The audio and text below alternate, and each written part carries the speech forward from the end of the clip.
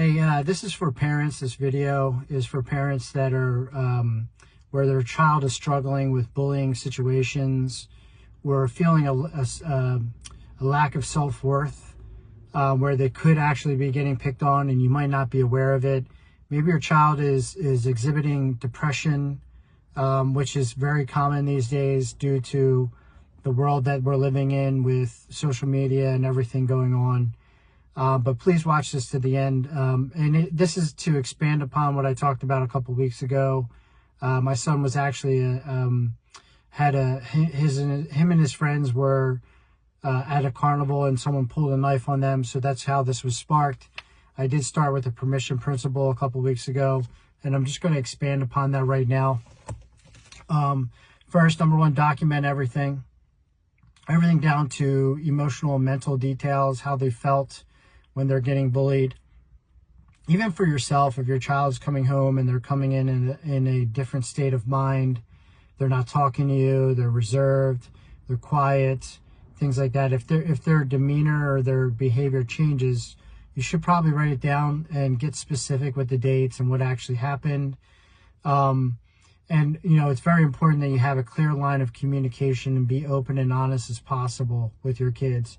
Share your own struggles. That will help them too, to relate to you. But anyway, moving forward, if you are aware and your child has come to you and, hey, I'm getting picked on, this is happening, document everything, and then empower your child and let them know that they have every right to protect themselves. If they're getting emotionally and mentally attacked, they have every right to protect themselves, to get home safely. If they're getting physically attacked, even more so. They do not have to sit there and take it. And I don't mean that they have to get physical, but that is an option. I believe we're option facilitators because we're not there in the moment. They are. So we could tell a child what to do, and you should have done this, you should have done that. That's all BS, all right? What it comes down to is giving them options and letting them know that those options, their choices, will probably have some type of impact after the fact, right?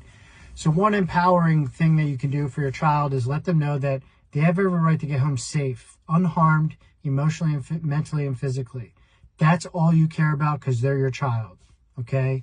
And they can do whatever they have to do to get home safe with as least amount of violence or animosity towards anyone as possible, or aggression, whatever you want to put in there.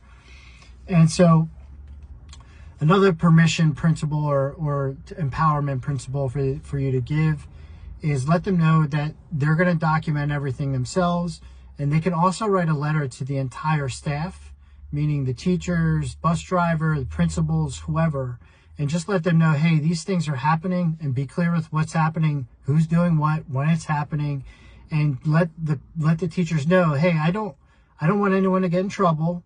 This isn't me telling on anyone. I just want you to be aware that this is what's happening, and please keep your eye out for me.